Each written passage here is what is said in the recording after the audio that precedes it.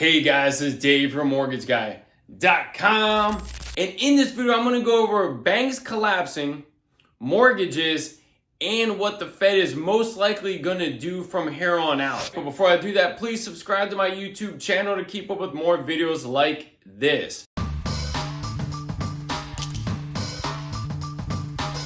So as the filming of this, March 13, 2023, two banks have collapsed in theory. Silicon Valley Bank and Signature Bank. The government has jumped in and backed all of the people who have their money in those banks. Those deposits are insured. Usually it's up to $250,000.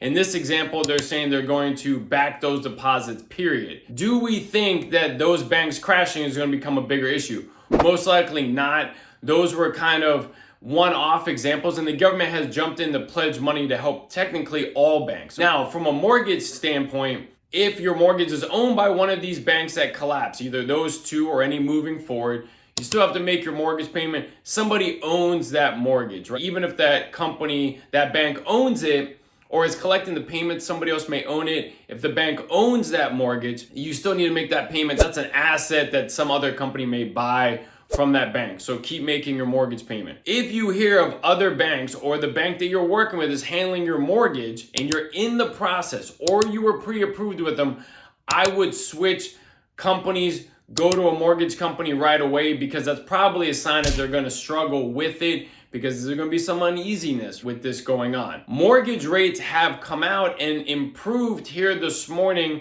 by a bit, mainly because the Fed has come out after these two banks have had run into issues and collapsed. They've come out and said that they're probably going to cut back on that aggressive rate hike movement that they were kind of speaking on. You know, in the last couple of weeks, the Fed had really been all over the place. First, the prediction was for the March 22nd, they may hike it by a quarter, which was expected, and then sit tight through the year. Then they came out and said, or hinted to, they may hike it by 0.5%. And then by the end of the year, start to bring the Fed rate down. Now the assumption is, with all this turmoil and uncertainty, they're not going to do a rate hike at all.